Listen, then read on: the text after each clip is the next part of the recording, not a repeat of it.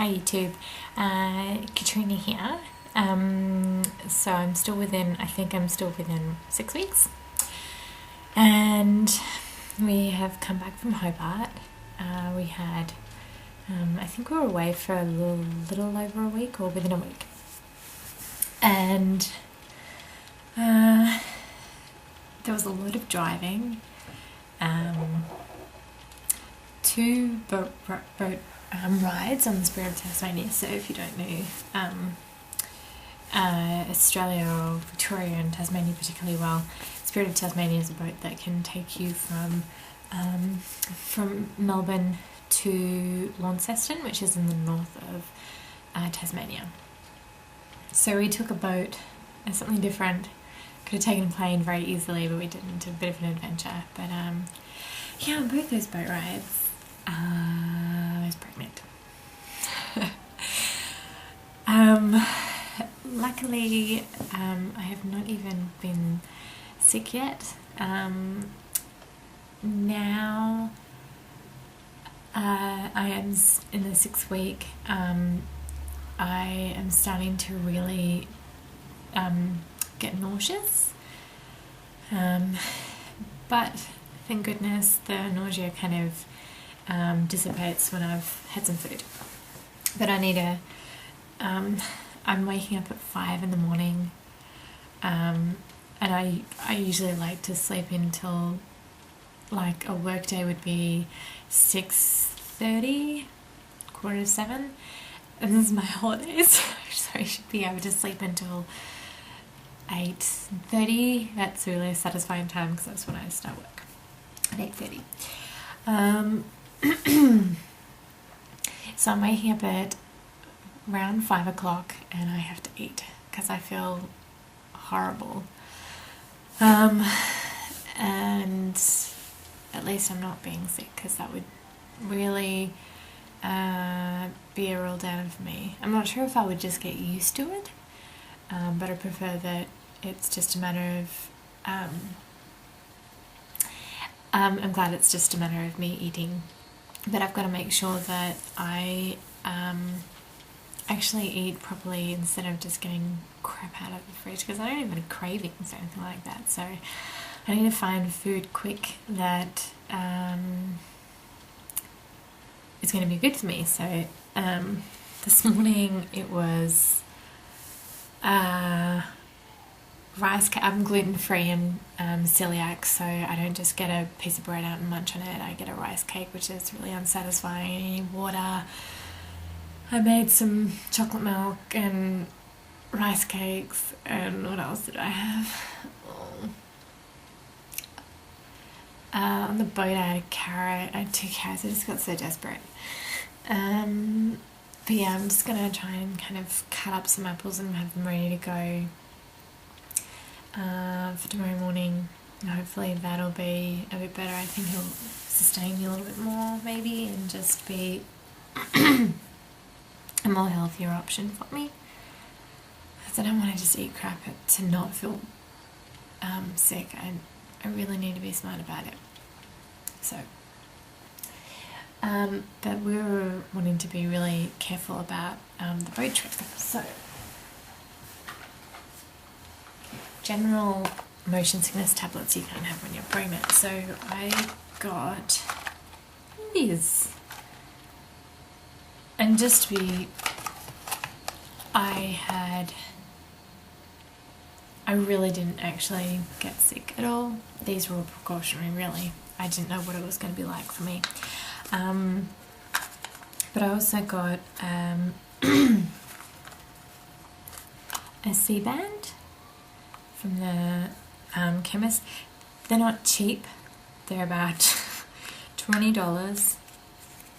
And a friend of ours was like, oh my god, you can just go to Spotlight and get those little Duvalacky thingies, because it's got the little, I don't know, it's like a little press type thing. But I mean, you could go to a sports store maybe and get one of these things, but it wouldn't be as firm. Like, this has a particular firmness to have the right pressure on an adult's hand. So I classified as my $20 insurance policy. So I took these. I used these on and off. I don't think you're not supposed to use them for a very long period of time. So I kind of put them on. I actually only put these on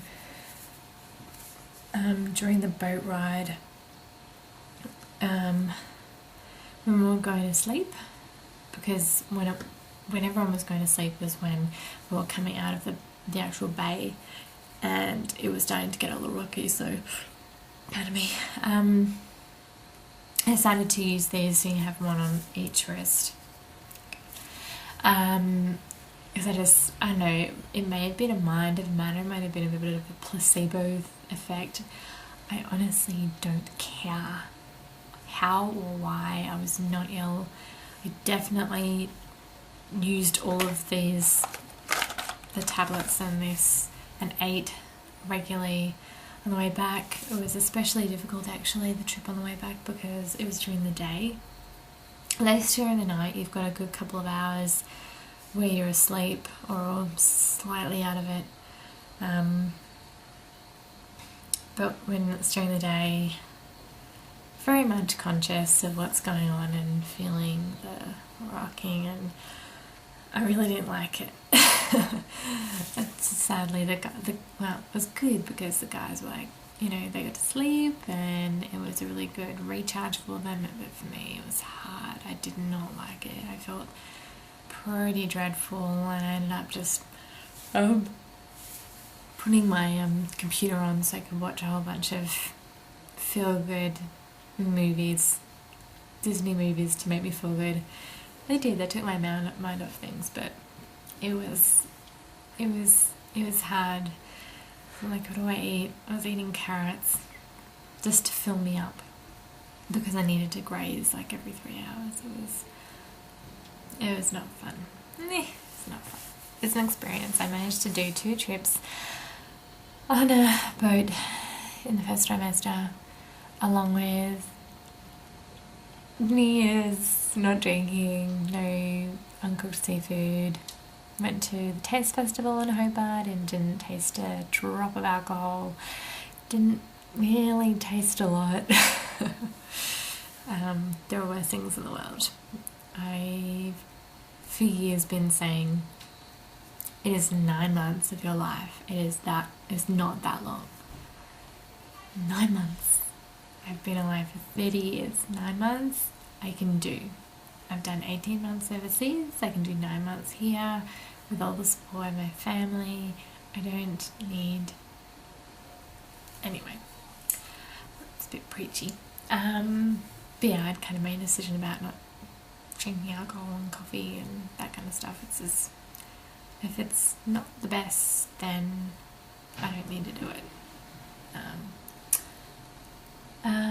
Anyway, so I would recommend, if you are taking any road trips, car trips or anything, then it would be a good idea to invest in that, so you know it's at least covered.